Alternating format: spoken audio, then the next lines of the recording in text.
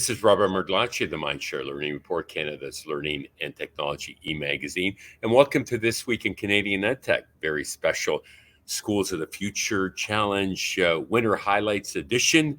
And joining me this afternoon is Daniel Rolo, who's the winning teacher from Holy Family Catholic Schools in Chatham, Ontario. Thank you for joining me, Daniel. Hi, it's wonderful to be back. And today we're going to share the inspiration behind Daniel entering and some secrets to their success in entering. And they want to host the prizes, a Classroom Transformation Challenge. What's the year been like for you post contest winning? Yeah, well, the year's been awesome. It's awesome to be back in the classroom. And with some of the prizes that we received from the competition, we got some Chromebooks, Dell computer. We've been going crazy with the Chromebooks on using Minecraft. We got some Wacom tablets that we've been using for graphic design. Kids are learning graphic design as part of our esports program. So really excited with the number of prizes and what the kids have been able to use them for to kind of enhance their learning and engage them. And kudos to you for starting the Sports Ontario initiative. That's awesome. What inspired that? I've always been interested in video games myself, and connecting with some other amazing Canadians working in this space, like Melissa Burns and Matt Kovacs and others. And Melissa is a past winner of our Schools of the Future Challenge, so you're in good company there. How did it impact you, the contest, in terms of expanding your network? And you're active on social media, on Twitter, and how important is that from a growth mindset and staying connected with colleagues?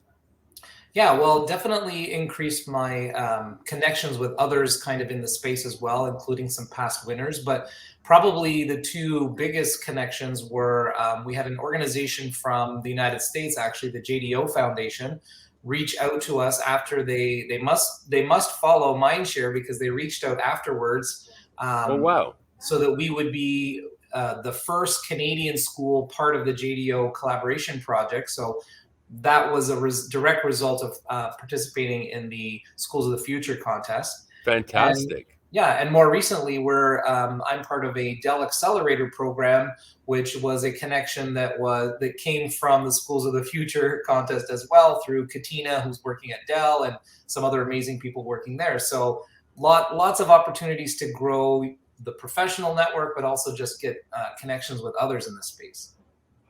And fantastic. So what we're going to do is we're going to share the video here, and let our viewers get a glimpse of it, and you can perhaps talk us through, and bear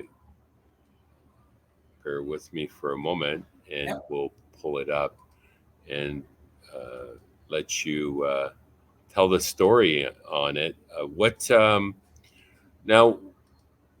What was the impact on the students in the whole journey?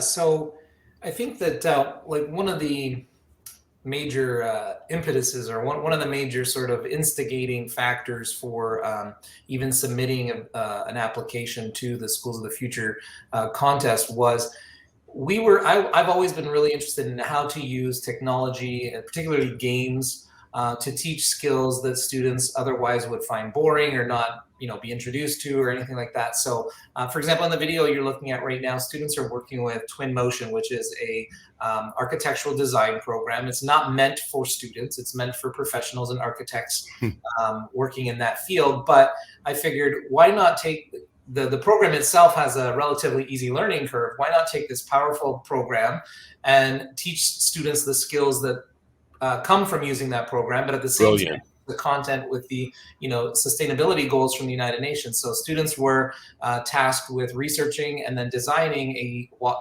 interactive 3D model of a sustainable park based on their learning. Brilliant.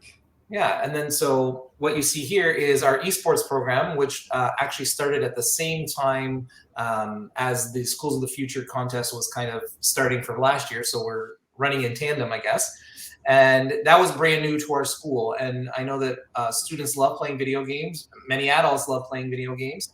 And I wanted to know, how can I bring in not only the competitive part of playing video games, but other skills that students can learn and career paths that they can be exposed to. So students learned about broadcasting and communication, statistics, graphic design, those other sort of skills that they can take afterwards.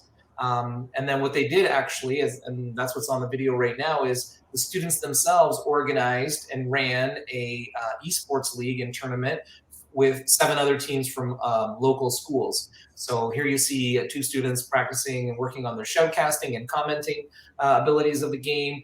Earlier, you saw some students working on graphic design. So yeah, just being able to take the tools that students don't necessarily associate with learning, and it's just fun and playing video games, and then introducing sort of the concepts and the skills that I want them to take away from that. And what grade levels are we talking here? Yeah, so at the time that we submitted this video, the students in the video are grades 7 and 8, so 12, 13, 14 years old. This year we're doing the same thing, but with students in grades 5 and 6, so as young as 10 years old. Well, we welcome a submission again this year, and I think that what an impact when you meet the students where they're at, and it's about relatability, isn't it, when it comes to engagement? Exactly, yeah, exactly. We hosted a business class of students from John Fraser next to our workspace here in Air Mills Town Center, and we did a design thinking exercise around building a board game as part of one of their school classroom projects. Mm-hmm. And they were so fascinated. They got to meet entrepreneurs here. We happen to have one of our members who was with the NFL as a data engineer who was back as an alumni in the area. And he spoke to the kids about his career pathway and how he got to his dream job. So it's the sky's the limit, isn't it? When you give kids agency. Absolutely. And that's actually really the biggest motivator for me. The school that I teach at and the sort of the community that I serve is socioeconomically not disadvantaged, but perhaps not as well off as other communities. So to be able to provide students with the skills that may open up doors for their future is really the motivation, and it's the most powerful aspect of it. Well, kudos to you for your leadership and having that vision to give kids an opportunity to see the bigger picture and what the possibilities are in building their skills and career pathways, for that matter, right? Because it does really begin in middle school to paint that picture, doesn't it? That's right. And being able to get students to experience something that they necessarily might not be able to experience, and having somebody go like, oh, actually, I never thought of, a career in architecture, but now that I've used this program, I kind of like the idea of, you know what I mean? So to be able to open those doors of possibility is so rewarding. That's brilliant. And the impact on some of those students, any career inspirations that emerged from the project and some of the activities that you have them doing? Yeah, so one actually very early on in the video, you can see a small clip of a student who is doing some showcasting. Right. And typically in the classroom, this student is not the most vocal student.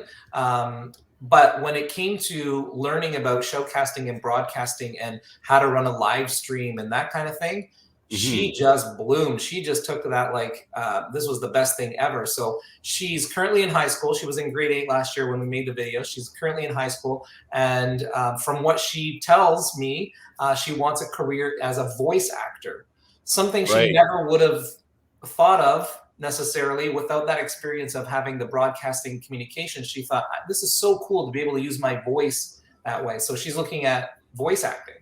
Coincidentally, I had another student here today visiting and looking, with teachers, and they were, co-op students, and they were doing some interview, mock interviews with me. And the one of them said that he wanted to be a voice actor as well. So it's an emerging trend that perhaps we're seeing here. But kudos to you for the inspiration and giving the kids these experiences.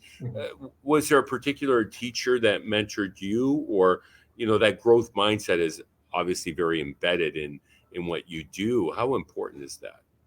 Yeah, for sure. So I would say for sure there was a teacher that sort of helped formulate my mindset around taking on a challenge and not being afraid to take on a challenge. And that would have been my grade 9 French teacher, Sister Bernadette. This is Of going all back teachers, way back. and the French teachers always get the bad rap over these, but this one made an impact. This is interesting. Yeah, absolutely. So, and her philosophy, like, we're learning French, so you have to be willing to make mistakes as you're learning a language. But I learned a tremendous amount from her in terms of just that not being afraid to fail and not being afraid to Amazing. succeed. So that sort of mentality of, yeah, let's try it. This might blow up in our face, but let's try it. Amazing. Yeah. Well, Daniel, thank you so much again for joining us today. Absolutely. And taking the time. Look forward to reconnecting with you to get a sense of what's happening in the classroom. I look forward to visiting actually when the weather gets nicer, now that the snow's melted off. We're not quite out of winter, it seems, but very shortly we will be. And we look forward to hosting you at our schools, our Canadian EdTech Summit this coming fall in Ottawa, November 2nd and 3rd. So, and the deadline for this contest is May 19th at midnight. So look forward to another submission perhaps from you. As always, really appreciate your time. And that was Daniel Rolo, winning educator from the Holy Name Catholics, Holy Family Catholic School in Chatham, Ontario. My name is Robert Murtalache, the Mindshare Learning Report. Be sure to check out www.mindshare.learning to get your latest issue and to enter our contest. And until next time, stay healthy, stay safe, and keep the learning curve steep. Thank you.